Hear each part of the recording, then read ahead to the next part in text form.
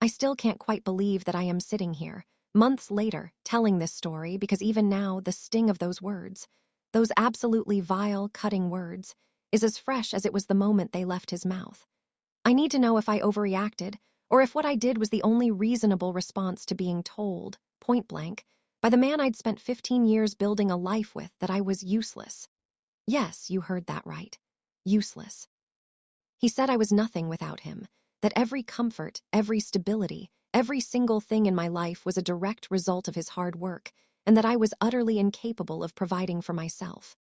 Was I wrong for deciding, right then and there, to burn down the comfortable lie of our life and prove him, publicly and permanently, just how wrong he was? Tell me, honestly, if you would have done the same thing. To really understand the sheer magnitude of the betrayal and the depth of the resulting chaos, I have to take you back to the beginning, to the quiet, subtle ways my life had been slowly, imperceptibly eroded over time. When Mark and I first met, we were two young, bright-eyed college grads full of dreams. I had a degree in graphic design and he was just starting out in finance. We were equals, partners in crime, splitting bills, talking for hours about our careers, and pushing each other to achieve more. I worked for a mid-sized design firm for about 5 years, and I was genuinely good at it. I loved the creative challenge, the rush of seeing my work come to life. Then, our first child, our daughter Chloe, arrived, and everything shifted. We talked about how we'd manage childcare, and since Mark's finance career was just starting to take off, meaning his salary was rapidly outstripping mine, we made the mutual decision for me to stay home. It wasn't an ultimatum, it was a practical choice, sold to me as temporary. Just until Chloe is in kindergarten, he promised. That was over a decade ago. Over the years, our family grew with our son, Liam, and the temporary became permanent. I was the chief operating officer of the house, the cleaner, the cook, the chauffeur, the event planner, the emotional support system. I kept the entire family machine running smoothly. Mark, meanwhile, became the quintessential high-earning executive. He traveled frequently, worked insane hours, and his income became substantial. But with that substantial income came a truly sickening, creeping arrogance. The shift wasn't a sudden explosion. It was a slow, toxic leak. At first, it was subtle. I'd mention wanting to restart my career, maybe freelancing, and he'd smile, pat my hand, and say something dismissive like, "Honey, why would you worry about that? Just enjoy the time with the kids. We don't need your income." Then it became more financial. All the accounts were eventually transitioned into his name, a matter of simplicity for the taxes, he claimed. I had a small allowance, a joint credit card for household essentials, and I had to ask permission for anything outside the budget. Asking for money felt like asking for a handout, even though I was working 16 hours a day managing his entire domestic life and raising his children. I started feeling like an employee, not a wife. And the worst part was the way he'd talk about his job versus mine. He'd come home and talk for an hour about a major deal he'd closed, a massive profit he'd secured, and when I'd try to share a small victory, like successfully organizing a massive school fundraiser or finally getting Liam to eat a vegetable, he'd tune out, scrolling through his phone, offering a mumbled, "That's nice, dear." My work, the endless, invisible labor that kept his life stress-free, was routinely minimized, then ignored, and eventually it became the subject of his thinly veiled contempt. He'd introduce me to his colleagues at corporate events as, "This is my wife, Sarah. She's a full-time mom, which means she gets to relax all day," complete with a condescending chuckle that made my blood boil. The moment it all came crashing down was about 5 months ago, over a ridiculously trivial argument about a broken water heater. It was a freezing cold November morning, and when I called the plumber, I realized the emergency fund savings account was empty. I confronted Mark when he got home. "Where did the emergency money go?" I asked, trying to keep my voice even. He rolled his eyes, took a long sip of his expensive scotch, and sighed dramatically. "I invested it, Sarah." It was just sitting there, losing value. I know what I'm doing. I told him that I needed the money for the water heater and a leaky roof that had been bothering me. And that's when the mask finally slipped and the truly ugly monster underneath showed its face. He laughed, a genuinely cruel, ugly laugh, and said, "What are you going to do, Sarah? Pay for it yourself. You haven't made a single cent in over 10 years. You couldn't even organize a birthday party without my credit card. You are completely useless without me, Sarah. Every single thing you have, every comfort, every minute of your life is because of my effort. You're welcome. Now stop worrying your pretty little head and I'll deal with the plumbing in the morning." He said it with such casual confidence, such deep-seated conviction that it paralyzed me. I stood there, staring at the floor, feeling the blood drain from my face. Useless. That night, I didn't cry. I didn't scream. I went to bed next to the man who had just casually assassinated my self-worth, and I made a vow. I looked at my hands, the hands he deemed incapable, and I promised myself I would make him eat those words. I wouldn't just leave him. I would prove his entire worldview about me was a lie by becoming the very thing he said I could never be: independent, successful, and powerful. But first, I needed a plan, and I needed to work in complete secrecy. I had to gather my strength, my resources, and my proof. The following week, I pulled out my old design portfolio. It was embarrassingly outdated, but the skills were still there, buried under years of domesticity. I spent every night after the kids went to sleep, often until 2 a.m., teaching myself the latest graphic design software, building a modern digital portfolio, and creating mock projects. I had zero income, so I had to be smart. I opened a secret bank account with the few $100s I'd squirreled away from my household allowance over the years. Then, I launched my plan's first phase, the pivot. I quietly registered an LLC for a freelance design business under my maiden name and started applying for tiny, low-paying jobs on various online platforms just to build up a fresh set of testimonials and real-world experience. I called it Phoenix Creative. This was the hardest part, doing the work while maintaining the facade of the complacent, useless housewife. I'd be on a Zoom call with a client, pretending I was talking to my sister. Or I'd be designing a logo in the laundry room while the kids were doing homework. It was exhausting, but every successful project, every positive review was a tiny shard of my confidence returning. I was good at this, better than I remembered. My 15 years of being a stay-at-home mom hadn't dulled my mind. They had sharpened my organizational skills and my ability to work under pressure. Within 3 months, I had a consistent, small income. It wasn't Mark's income, but it was mine. I opened a business credit card, started saving aggressively, and felt a quiet, powerful excitement thrumming beneath my skin. And Mark, oblivious in his world of spreadsheets and big deals, noticed nothing.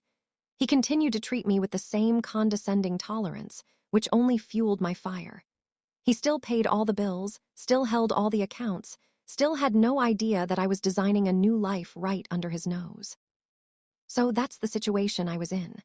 I had a functional, albeit small, secret business that was scaling up fast, a substantial emergency savings fund that was growing every week, and a clear path toward financial independence. I was still married to a man who truly believed I was an ornament, an incapable woman who would shrivel up and blow away without his provision. I was ready to pull the trigger on the divorce, but I wanted more than just a clean break. I wanted a definitive, public declaration of my capability that he could never deny, and that the kids could witness. Before I tell you what happened next, what I finally did to prove him wrong, I want you to pause and comment below what you would have done in my shoes. Would you have just walked away and started fresh, or would you have stayed for the moment of total, delicious reckoning? I chose the reckoning.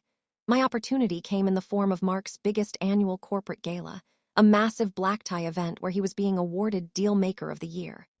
He had been planning this for months, meticulously sending me out to buy a new designer dress, reminding me that I needed to look perfect because this was his moment. This was my moment, too, and I was going to make it absolutely unforgettable. A week before the event, I put Phase 2 into action, the takeover. Mark's company was launching a major rebrand of its biggest venture, a massive, highly visible project that had been consuming his life. The company had spent 6 months and a small fortune on an outside agency that had, frankly, delivered a dull, uninspired logo and campaign concept. Mark hated it, his boss hated it, and the launch was looming. I knew this because he complained about it every night. So I took a gamble. I spent 2 straight days creating an alternate, completely revolutionary rebrand concept, logo, color palette, tagline, and mock-up advertising campaign, using everything I'd learned and all the creative fire I'd suppressed for a decade. I called the new concept Ascend. It was brilliant, dynamic, and exactly what his company needed. I printed the entire presentation and slipped it into his briefcase, right underneath the agency's presentation, without a word. Night of the gala arrived. I looked spectacular in the dress he'd picked out, but I felt even more spectacular because of the secret I carried. He was giddy with anticipation for his award. We were seated at the CEO's table, surrounded by the top brass and major investors. Mark received his award, gave a speech that mentioned himself 99% of the time and me as a passing, obligatory afterthought. Then, the CEO, Mr. Henderson, took the stage to address the upcoming rebrand. He spoke about the agency's work with obvious disappointment, and I watched as Mark's face went white. This was my cue. I leaned over to Mr. Henderson's wife and casually mentioned, loud enough for the table to hear, "It's a shame about that new rebrand. I thought the Ascend concept was so much more fitting." Mrs. Henderson, a lovely woman who was frankly sick of Mark's ego, looked interested. "Ascend? What's that, dear?" Mark shot me a terrifying glare, but it was too late. I simply shrugged and said, "Oh, just a mock-up I worked up on my laptop." Mark saw it, it was just a completely different direction, a more modern take on their growth trajectory. The CEO, overhearing the word mock-up and different direction in the context of his disastrous rebrand, immediately asked what I was talking about. Mark started sputtering. "It's nothing, sir, just Sarah's hobbies." But I was already speaking directly to the CEO. "Sir, I know the agency concept is weak. I designed a full alternate package. It's in Mark's briefcase right now, actually. He's had it all week." The CEO's eyes narrowed, and he asked his assistant to fetch the briefcase. Mark was shaking, stammering about a meeting tomorrow, but the moment had seized the room. The assistant brought the briefcase, and the CEO pulled out the Ascend presentation. He took one look at the stunning, modern logo, glanced at the tagline, and then flipped through the mock-ups. The entire table, including Mark's boss, was leaning in. A silence fell over the room that was heavier than any conversation. The CEO looked up, his face breaking into a huge smile. "Mark," he boomed, "why didn't you show me this? This is exactly what we needed. Who did this?" Mark was trapped. He could lie and risk the CEO finding out later, or tell the truth and completely discredit his entire useless wife narrative. He looked at me, his eyes full of panic and a horrifying realization. I looked back with a cool, calm smile, the one that says, "I told you so." He swallowed hard and mumbled, "It was Sarah. She did it." The CEO turned to me, beaming, "Mrs. Miller, this is incredible. We are ditching the agency. What is your rate? We want this, and we want you to manage the rollout." The silence was deafening. I stood up, walked around the table, and shook the CEO's hand. "My rate is quite reasonable, sir. My business is called Phoenix Creative, but I have one condition." The CEO raised an eyebrow. "And what's that?" I glanced back at Mark, who looked like his world had just been nuked. "My condition is that I will need my own dedicated office space immediately, because I am moving out of the house. Effective immediately, Mr. Miller and I are separating, and I will be retaining Phoenix Creative and our children's primary residence. As you now know, I am perfectly capable of providing for them." I pulled out a pre-signed, notarized petition for divorce and gently placed it on the table next to Mark. "Deal Maker of the Year award." "Enjoy your award, Mark. I'll be taking the car home. I think I earned it." The aftermath was exactly what I'd planned for. The divorce was messy, of course, but his entire financial power structure was based on the assumption that I was incompetent and unaware. When I presented my meticulously kept records, my fully legal and operational business, and my new contract with his company's CEO, Mark's high-powered lawyers realized they had been completely outmaneuvered by the useless housewife. I got the house, a substantial settlement for the years of emotional labor and career sacrifice, and full custody. Mark's reputation at the firm took a massive hit. He was humiliated, not just by the divorce, but by the fact that his soon-to-be ex-wife was now a major, highly praised contractor for his own company. He still has his job, but he has to see my work, my successful Ascend campaign, everywhere he turns. The irony is a dessert I will enjoy for years.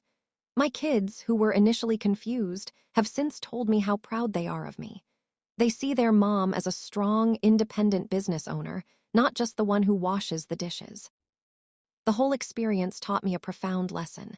Never let anyone, especially the person who is supposed to love you the most, define your worth or your capability. Mark thought he was giving me a life of comfort, but he was building a golden cage, and he handed me the key with that single, cruel word: useless. I used that key to design my own damn kingdom. If you've ever felt minimized, unseen, or underestimated, remember my story. It's never too late to reclaim your power and prove the haters, especially the ones you sleep next to, dead wrong. Like this video if you were on my side in this truly insane saga. Subscribe for more stories like this of women refusing to settle. And please, share your final thoughts on this whole mess in the comments section below. I want to read what you think about my revenge. I'll see you all in the next story.